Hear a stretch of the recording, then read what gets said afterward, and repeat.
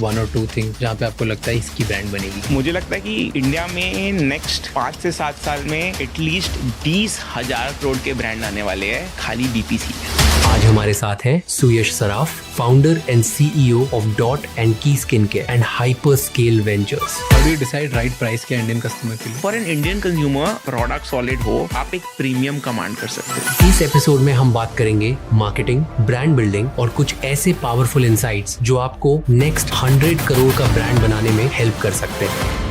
How do you find your first 100 customers? I think your first customers are your friend and family. Second, आप अपना जब social media page बनाओगे, आप उस पर पोस्ट करना शुरू करिए ऑफ द ब्रांड, उसमें कुछ परफॉर्मेंस मार्केटिंग कर लीजिए, आपका बाकी 50 ऑर्डर वहीं से आ जाएगा। What's the ROI for you on premium packaging? Benefit होता है? बहुत ज़्यादा होता है। You look like a Shahrukh Khan. Every other brand looks like a common man. People choose you over everyone else. आपकी प्रोसेस क्या है to find a differentiated insight? Marketplaces में अपना रिव्यूज पढ़ता हूँ, कंपटीशन के रिव्यूज पढ़ता हूँ, एंड उससे बहुत क्लियर हो जाता है कि मेरा एक प्रोडक्ट बिक रहा है, वो क्यों बिक रहा है। कोई स्पेसिफिक इनसाइट या टाइप ऑफ कंटेंट जो बहुत वर्क करा परफॉर्मेंस में? I think collab reels with a B+ or A+ influencer who have an authority and a voice with a strong community really works on performance ads. Tell me marketing tactic जिससे brand searches बढ़ जाए। Spending a lot more money on single SKUs is very important. Doing collab reels with influencers and running performance ads on that really works. And spending enough budget is very important to really see an impact. Okay, let's make the podcast in a way कि अगर somebody who is young right now and want to start a brand, okay, build a brand, scale a brand and then sell a brand, ठीक है, उसको पूरा journey करना है। तो let's understand from you, from your insights and what you have learned over the years. Okay, we'll try to make this as a master class. Okay. What do you think? What specific 1 or 2 things जो बताओ जहाँ पे आपको लगता है यहाँ पे भी किसी ने सॉल्व नहीं किया, इसकी ब्रांड बनेगी? कौन सा empty space लग रहा है? So मुझे लगता है कि इंडिया में नेक्स्ट 5 से 7 साल में एटलीस्ट 20,000 करोड़ के ब्रांड आने वाले हैं खाली बीपीसी में। फंडामेंटली कंज्यूमर्स इंडिया में बहुत ही अंडरसर्व्ड है, बिकॉज टिपिकली पहले बहुत ग्लोबल ब्रांड्स रहते थे इंडिया में, जो एमएनसीज आते थे, जो बहुत जेनेरिक प्रोडक्ट्स इंडिया में हमेशा बनाए, एंड क्वालिटी हमेशा अब्रॉड में बेटर होता था, इंडिया में एवरेज होती थी। तो हमारा reason of starting dot in की वही था कि इनसाइट हमारा बहुत सिंपल था कि क्वालिटी डिफरेंस था। तो अनीशा हमेशा जब अब्रॉड जाती थी तो काफ़ी स्किन केयर प्रोडक्ट्स लेके आती थी, बिकॉज उसे लगता था कि इंडियन स्किन केयर इफेक्टिव नहीं है, हाई क्वालिटी नहीं है, एंड डिलीवर नहीं करता जो बेनिफिट चाहिए। वेर वो अब्रॉड जब जाती थी तो लगता था हाई क्वालिटी है, बहुत इफेक्टिव है, बट बहुत एक्सपेंसिव होती थी। सो एंड एक्सेसिबिलिटी इतना बड़ा प्रॉब्लम होता है, सब अब्रॉड नहीं जाते इंडिया में, एंड इंडियन स्किन का रिक्वायरमेंट बहुत अलग होता है। इंडियन वेदर अलग है, फूड अलग है, एंड इंडियन स्किन को इंडियन ही प्रोडक्ट चाहिए जो उनका प्रॉब्लम सॉल्व कर सकता है। तो हम सोचे कि यार एक इंडियन ब्रांड क्यों नहीं बनाए जो हाई क्वालिटी हो, इफेक्टिव हो, हाई इन एक्सपीरियंस हो, और जो इंडियन कंज्यूमर का प्रॉब्लम सॉल्व कर पाए इफेक्टिवली। इसलिए हम ब्रांड चालू किए डॉट इन की, that we identify the missing dots of the skincare regime. So specific problem को identify करते हैं and उस call dot and उसको solve करते हैं, इसलिए की। तो हमारा entire idea था कि हमें अच्छा product बनाना है जो effective है, and अच्छा product बनाने के चक्कर में एक strong brand बन गया। पर अब तो बहुत सारे हो गए ना, अभी इस कैटेगरी में अभी और बाकी है कुछ space? I think in beauty and personal care I'm talking about. So beauty and personal care बहुत बड़ा कैटेगरी है। इसको 4 की पार्ट्स में डिवाइड करते हैं। ठीक है, बताओ। Hair care, face care, body care and colour cosmetics and fragrances. Okay. Dot in की एक फेस केयर ब्रांड है जो फेस केयर के 2 कैटेगरीज को आइडेंटिफाई करती है, which is moisturiser and sunscreen, and इसको इफेक्टिवली सॉल्व करती है। But certain category like body care वो हमेशा बहुत मास मार्केट प्रोडक्ट्स सक्सेसफुल थे इंडिया में। अब इंडियन कंज्यूमर जाग रही है, so they want more premium products, उनको इफेक्टिव प्रोडक्ट्स चाहिए। हेयर का एक स्किनिफिकेशन मोमेंट चल रहा है अभी, जहाँ पे जेनेरिक प्रोडक्ट्स से अब लोग को स्पेसिफिक प्रोडक्ट्स चाहिए जो बहुत इफेक्टिव हो। सो कंज्यूमर का जैसे डिमांड एंड नीड बढ़ता है ना, वहाँ पे स्पेसेस बनती रहती है। सो मेरे हिसाब से एवरी 7 years एक नया कैटेगरी में एक नया मार्केट लीडर आ सकता है, बिकॉज कंज्यूमर का नीड चेंज होती है एंड उनका रेलेवेंस चेंज होता है एंड साइकोलॉजिकल नीड चेंज होता है जो एक ब्रांड सॉल्व कर सकता है. तो मुझे लगता है कि BPC में ये चीज़ बहुत इफेक्टिवली हो सकता है बिकॉज काफ़ी सारे कैटेगरीज है. सेकंड, बहुत हाई ग्रॉस मार्जिन बिजनेसेस है BPC के, मतलब 70-75% ग्रॉस मार्जिन है. तो ब्रांड्स के पास हाई मार्केटिंग बजट होता है जिसके कारण बहुत इफेक्टिवली वो एडुकेट कर सकते हैं अपने प्रोडक्ट के बारे में एंड मार्केट क्रिएशन कर सकते हैं. India as a consumption economy is like an onion. 21-22 different layers of consumer है इंडिया में. ओके. एंड ये layer based on geography, weather, age demographic and propensity to pay for the product में change होता है.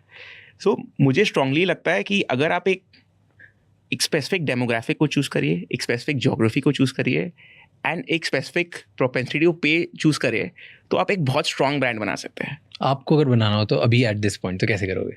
किसको choose करोगे, क्या बनाओगे? सो मैं डेफिनेटली एक है क्या बनाता. ओके. मैं जेन जी के लिए बनाता, which is very very positive as a brand but really problem solving, ताकि कंज्यूमर्स को फर्स्ट अट्रैक्शन हो बाय एक्सेप्शनल पैकेजिंग एंड अंदर बहुत इफेक्टिव प्रोडक्ट हो जिससे रिपीट बिल्ड कर पाए. आज के दिन है के ब्रांड्स तो बहुत है, बहुत, बट एक्साइटिंग ब्रांड जो हाईली इंगेज कर पाए ऑडियंस को, वो नहीं है. तो you are from Kolkata. I think Calcutta के काफ़ी मिसकंसेप्शंस भी है. बताओ क्या. सी, मैं डॉट इन की कैलकाटा में बिल्ड किया and I feel that I would have not built Dot Key in any other city in India. Startup map से तो आप लोग ऑफ कर ही दिया हो कैलकाटा को बहुत पहले, बट मुझे लगता है कि वो एक स्टार्टअप स्ट्रॉन्ग रिक्वायर्ड है एक शहर में, उसको वापस मैप में डालने में. वी फेल्ट दैट कैलकाटा में बहुत हंग्री, मोटिवेटेड और यंग इंडिविजुअल्स है जिसको पर्पस दिखाने से वो बहुत कुछ उखाड़ सकते हैं. राइट. सो हम डॉट इन की ये चीज़ बहुत अर्ली रियलाइज़ किए और हम बहुत ये यंग हंग्री फोक्स को नर्चर किए विद इन द ऑर्ग. एक 200 लोग का टीम बनाए एंड हमारा थीसिस बहुत सिंपल था कि सिलिकॉन वैली भी एक पहला स्टार्टअप से चालू हुआ. वो टीम को आप नर्चर किए, वो टीम को ट्रेन किए और टीम को ट्रेन करने से आप silicon valley after 30, 40, 50 years build कर पाए. सो हम सोचे कैलकाटा में जो 200 लोग का टीम है जिसको अपने ट्रेन किए, बिल्ड किए, वो 10 और स्टार्टअप चालू करेंगे कैलकाटा में एंड वो इकोसिस्टम बिल्ड होना चालू हो जाएगा. And Calcutta has the capability, it has the hunger and it has the talent to build very, very powerful businesses out of the city. And I think Dot & Key is a testament to it. Tell me one big disadvantage and one advantage जो Kolkata offer करता है for a startup like yours. I think the biggest disadvantage was talent. Because we couldn't find trained talent like in other cities where ecosystem already exist करता है. आपको दूसरे company से पोच करना है या प्री-ट्रेन्ड लोग हायर करना है एंड क्विकली बिल्ड कर सकते हो. बट कैलकाटा में वो चीज़ अवेलेबल नहीं है. सो आपको यंगर हंग्रियर फोक्स चाहिए जो कैलकाटा में है. उनको आप पर्पस दिखा के होम ग्रोन टैलेंट बिल्ड कर सकते हो जो आपका skill set for your business वो बहुत स्ट्रांग हो जाता है. एंड बिकॉज आप पर्पस देते हो, जिनके लाइफ में कम पर्पस रहता है उनका डिलीवरी बहुत लंबा होता है एंड उनका एट्रिशन बहुत लो होता है. So I think that is a very, very big weakness which gets converted to a very, very big strength later for the city. And I think Calcutta as a city has great institutions and colleges which really help fuel these team members. I think the biggest advantage of Calcutta is that lower attrition rate. That in other cities in other cities I feel my friends tell me that they have a 30, 35, 40% attrition rate, whereas in Calcutta it's much lower if you give them purpose. Interesting. But yeah, like every smaller city, Kolkata is not small, but not comparing with the top four or five, जिधर businesses and startups similar type के कम हैं, वहाँ पे ये advantage तो है. People don't leave very easily. That's a big advantage क्योंकि ज़्यादा options ही नहीं है जो hyper fast growing scaling companies होंगी उसके लिए, right? Actually एक और advantage है कैलकाटा का कि हम बहुत external noise से isolated रहते हैं. तो मैं अपना जो स्टार्टअप फाउंडर फ्रेंड से बात करता हूँ जो बॉम्बे के, दिल्ली के, तो उनका बहुत वीसी प्रेशर रहता है. कोई एक सपोज ऑफलाइन जाना है तो बिजनेस मैच्योर नहीं हो, ऑफलाइन चले गए बिकॉज प्रेशर है, इतना नॉइज है ऑफलाइन का, एंड सडनली देख रहे हैं कि 20 करोड़ 30 करोड़ का स्टॉक वापस आ रहा है बिकॉज इतना नॉइज है, या इतना नॉइज के कारण आप अपना खुद का ओपिनियन फॉर्म नहीं कर सकते, आप एक्सटर्नल ओपिनियन से बहुत ज़्यादा इन्फ्लुएंस हो जाते हो. बिकॉज हम कैलकाटा में बनाए एंड वो एक आइसोलेटेड इकोसिस्टम था from the rest of the country, हम बहुत fundamentally correct first principle consumer first decision ले पाए, जिसके कारण हम खाली 1 करोड़ पर्सनल इन्वेस्टमेंट से एक 6,000 करोड़ का बिजनेस बिल्ड कर पाए. True, will talk about this, कैसे 1 से 6 सब एक मेंटल मॉडल पे बात करते हैं, ठीक है. But we were talking about a framework और चेकलिस्ट की किसी कैटेगरी में एंटर करने से पहले क्या चेकलिस्ट होना चाहिए. टेल मी, कैसे एक फाउंडर डिस्टिंग्विश कर सकता है कि कौन सी कैटेगरी है वो जेन्युइनली उसमें गैप बाकी है कि वो कंप्लीटली क्लटर्ड है. क्योंकि किसी बाहर से किसी फाउंडर को देखेगा कि ब्यूटी तो बहुत क्लटर्ड है, बट किसी फाउंडर को देखेगा यार इसमें जेन्युइनली गैप है. हाउ डू यू डिस्टिंग्विश, कैसे वो सीखें, what's that mental model to understand? The focus on the category sizing, the larger the category, the more different genres of consumer आप serve करते हो. So I would fundamentally say that large category, multiple subcategories within the category. For example, skin का example लेते हैं. Face care एक single category है. Within face care, sunscreens है, moisturizers है, serums है, face washes है. As the core category, maybe lip balm है, right? So अगर आपको लगता है कि ये कैटेगरीज बहुत डीप हो गए, तो टिपिकली क्या होता है, हाउ इट ग्रोज इज पहले फेस केयर ग्रो होता है, तो फेस केयर में moisturisers and face washes grow होते हैं, फिर और शार्पर होता रहता है specific use case, then serums grow होता है, सनस्क्रीन्स ग्रो होते हैं एंड लिप बाम ग्रो होते हैं. तो जैसे जैसे ईच कैटेगरी डीपर होते रहता है, लार्जर होते रहता है, सो ईच कैटेगरी का सब पार्ट्स निकलना शुरू हो सकता है जो लार्जर हो सकती है. So after sunscreen became very large as a category, फिर वो टिंटेड सनस्क्रीन आया, फिर वो मिनरल सनस्क्रीन अलग कैटेगरी बना, फिर एक ग्लो सनस्क्रीन अलग कैटेगरी बना. सो आप एक कैटेगरी में जब बहुत डीप जाते हो समझने, तो वो कैटेगरी में क्या सॉल्व कर सकता है एडिशनल जो लोगों को चाहिए, एंड कैसे प्रोडक्ट बना सकते हो within that category to take a large chunk of the category. But पता कैसे चलता है, लाइक एक फाउंडर आज देख रहा है, इसको लग रहा है चलो मैं स्किन केयर में कुछ बनाता हूँ, मुझे अब स्किन केयर इतना क्लटर हो गया, इतने लोग हैं जहाँ पे लॉरियल्स ऑफ द वर्ल्ड है, लैक्मेस ऑफ द वर्ल्ड है, देन एस्टे लाउडर है, देन इंडिया के खुद के ऑनग्रोन स्टार्टअप्स हैं, डॉट इन की है, नायका का पूरा अपना पता नहीं 5,000 चीज़ें हैं उनके पास, राइट. फिर Mamaearth is trying to do something, right. Everybody is, so it looks like there is an opportunity, बहुत बड़ा मार्केट है, इंडिया में भी बढ़ेगा. बट ये सारे प्लेयर्स हैं, अब फेस वॉश भी बन गए, सनस्क्रीन भी बन गई.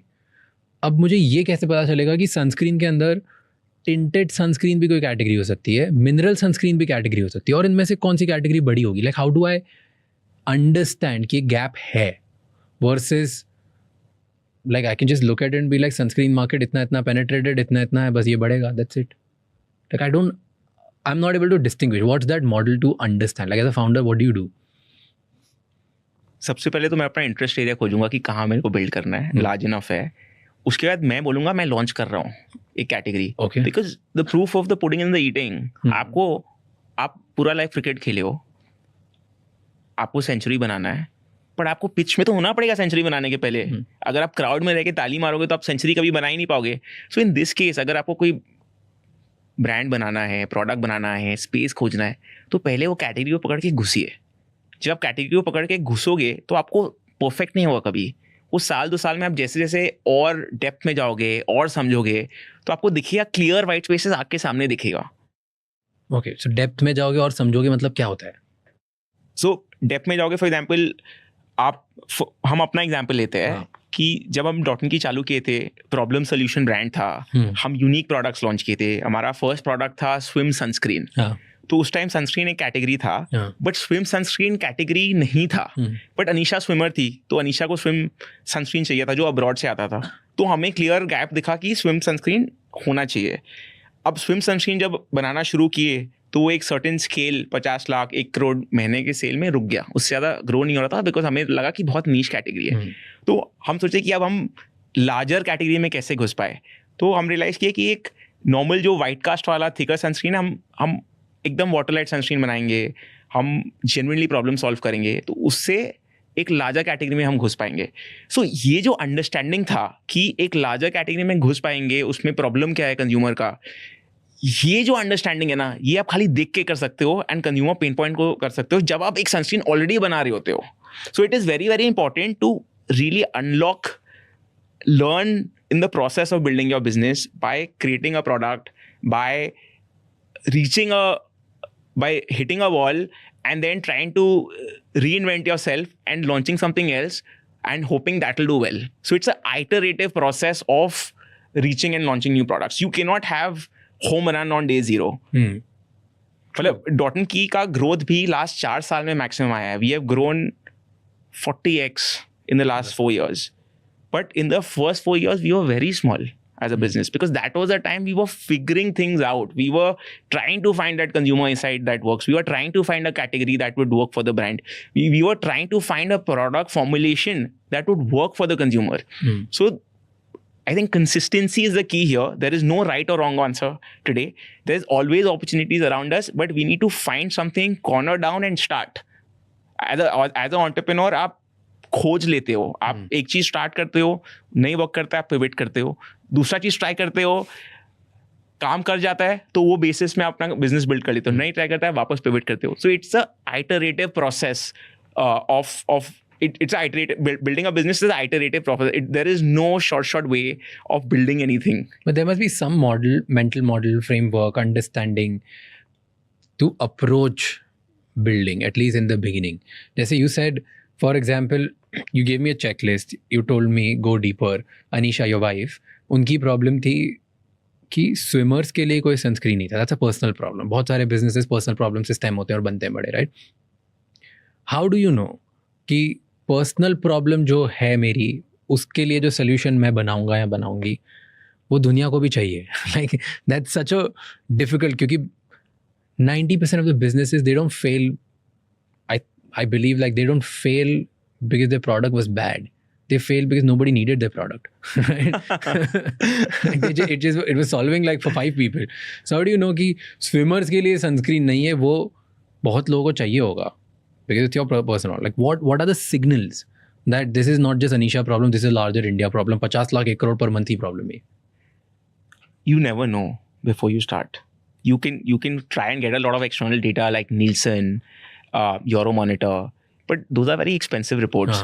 So most of the successful entrepreneurs that we see around, they don't have market, like they either work at a company which has the relevant knowledge, उसके बेसिस पे वो बिल्ड करते हैं बिकॉज उनके पास 5 साल 8 साल 10 साल का एक्सपीरियंस होता है ऑलरेडी वो कैटेगरी में, तो उनको क्लियर इनसाइटिंग पहले से होती है जिसके बेसिस में वो बिजनेस बना रहे होते हैं. या कोई पर्सनल पेन पॉइंट होता है जिससे आप सॉल्व करते हो बट जिससे आप पिवट करते हो. बट अगर आप एक्सटर्नली चालू कर रहे हो तो या तो आप मेंटर खोजिए जिसको वो कैटेगरी का बहुत नॉलेज हो, मल्टीपल लोगों को रीच आउट करो, फाउंडर्स को रीच आउट करो. Founders sometimes are happy to help other budding founders moving up. Like for example at Hyperscale, like we're building this platform called Hyperscale, which invests in startups, but खाली पैसे नहीं देते startup को, but startup को बहुत mentoring देते हैं, clarity देते हैं based on building the Dot & Key playbook जो हम 2018 से बना रहे हैं. But it's I'm still not able to get कोई तो वैलिडेशन मेट्रिक पता होगा या मैकेनिज्म होगा कि अच्छा मेरा प्रोडक्ट वर्क करता है नहीं करेगा. वो प्रोडक्ट वर्क करता नहीं करेगा. In terms of sizing I think like मैंने just the ideation of the process, क्योंकि अगर अच्छा प्रोडक्ट बनाना है तो टाइम लगता है, पैसा लगता है, बहुत सारी चीज़ें लगती है, राइट? देन स्विमर्स के लिए सनस्क्रीन बनाना, इस कैसे वैलिडेट किया कि ये सही है? और वॉज इट जस्ट लाइक कोई वैलिडेशन नहीं, कुछ नहीं, मेरे को बनाना था, मेरे लिए मेरी प्रॉब्लम सॉल्व होगी तो ये बेचेंगे, बिक गया तो ठीक है, नहीं तो नहीं. हाँ मतलब आई थिंक स्टार्ट वैसे ही होता है. अगर वो वॉल हिट कर जाता है और रेवेन्यू नहीं बढ़ता है तो आप पिवट करते हो, आप दूसरा चीज़ देखते हो. ऑल्सो काफ़ी चीज़ कर सकते हो एक्चुअली. गूगल ट्रेंड्स जाके गूगल ट्रेंड्स में आप देख सकते हो कि क्या चीज़ ग्रो हो रहा है एंड क्या साइजिंग है. साइजिंग एब्सोल्यूट साइजिंग नहीं मिलता है बट रिलेटिव साइजिंग मिलता है. आप अमेजोन में जाके अमेजोन रैंकिंग देख सकते हो. अगर अमेजोन रैंकिंग में आपको क्लियरली बताता है कि कौन सा प्रोडक्ट का कितना रैंकिंग है कौन से कैटेगरी में, तो उससे आपको साइजिंग का नॉलेज होता है. अगर कोई रैंक 1 है तो एक सर्टेन डीप कैटेगरी साइजिंग होगी, that's why that specific product is rank 1 in the category. अगर रैंक 100 में भी कोई प्रोडक्ट आपको नज़र नहीं आ रहा तो वो प्रॉब्ली उसका डेप्थ नहीं है अभी करंटली कैटेगरी में. I think fourth thing is that there are tools that you can hook on to Amazon to find कि कौन कितना वॉल्यूम कर रहा है. आप टूल्स यूज़ करिए हीलियम जैसे, जिसको आपको वॉल्यूम बता देता है कि क्या वॉल्यूम बिक रही है, क्या वॉल्यूम नहीं बिक रही है. आप लोग को कोल्ड मैसेज करिए जो Amazon में काम करता है, फ्लिपकार्ट में काम करता है, क्या वो हेल्प कर देंगे आपको. अगर मुझे कोई चीज़ बहुत ज़्यादा चाहिए होता है तो मैं हो सकता है उनका ऑफिस पहुंच जाऊँ, उनके घर पहुंच जाऊँ, ताकि वो इन्फॉर्मेशन मिल जाए. बिकॉज अल्टीमेटली आपको वो इन्फॉर्मेशन चाहिए. अगर इन्फॉर्मेशन रेलिवेंट हो, इनफ हो, तो आप स्टार्ट तो कर ही सकते हो. बट ये चीज़ क्लियर है कि कोई भी बिजनेस में आपको चालू करना पड़ेगा एंड उसके बाद आपको बिजनेस समझ में आएगी एंड उसके बाद आप सक्सेसफुल हो सकते हो. तो best is to start and not just keep on pondering over ideas, because ideas तो ईजिली आ जाती है. 98% लोग आइडियाज पे कुछ एक्शन नहीं लेते, और जो 2% एक्शन लेते हैं successful businesses and successful founders, वो 2% में ही निकलते हैं. ट्रू. यू सेड कि मैं तो घर पहुंच जाता हूँ, लोगों के कंपनी पहुंच जाता हूँ. Do you have any story like that जहाँ पे आप किसी की कंपनी चले गए, बैठ ही गए कि चल आज तो बता के जाऊँगा, बता नहीं तो नहीं जाऊँगा. यार I've done that in past. I went to DMart just to, like, I used to sit there for days कि भाई मेरे को मेरा माल बेचना है, इधर कुछ तो करना पड़ेगा. I didn't have any connect, so I did that. मैंने रिलायंस में किया था, रिलायंस फ्रेश करके आता था उस टाइम पे. बिग बाज़ार में किया, मोर में किया, वॉलमार्ट में किया, मेट्रो में किया, बेस्ट प्राइस मतलब वॉलमार्ट का जो था, लाइक हर जगह I used to do this. मैं बैठ ही जाता था, मेरे को बताओ कैसे बेचते हैं. एंड देन फाइनली 2-3 दिन 4 दिन बेचने का, they would give me like number of some category manager कि इनको रीच आउट करो, इनको ईमेल करो, and that's how things would happen. मुझे याद है 2018 में जिस डॉट की चालू किए 4 महीना हुआ था, and Nykaa was the largest beauty platform, and apparently getting into Nykaa was very difficult. And Nykaa से रिस्पॉन्स आना बहुत ही डिफिकल्ट था ऑन लिस्टिंग. तो मैं और अनीशा डिस्कस की कि चलो अपने नायका बॉम्बे ऑफिस चलते हैं, अपने मेल कर देते हैं कि हम लोग आ रहे हैं, बट हमें रिस्पॉन्स नहीं मिला. बोले हम लोग फिर भी चलते हैं. तो हम लोग गए नायका में, 2 घंटा वेट किए. वो category manager was good enough and sweet enough to meet us. Nice. But the fact is कि हम लोग पहुँचे, हमारा पूरा प्रोसेस फास्ट ट्रैक हो गया of listing on Nykaa. And जो चीज़ हमारा 30, 60, 90 डेज लग सकता था, वो 7 डेज में हो गया. स्वीट. कैसे कन्विंस किया, क्या बोला कैटेगरी मैनेजर को? हम प्रोडक्ट्स दिखाए. तो जब आप एक्चुअल प्रोडक्ट्स दिखाते हो एंड एक passion, energy, excitement, founder excitement क्या दिखाते हो, तो लोग कन्विंस हो जाते हैं. बिकॉज दुनिया में सब एक्साइटेड नहीं रहते, and people who are building something exciting and people buy into that vibe. True. And they end up doing things for you which they otherwise wouldn't do. I agree.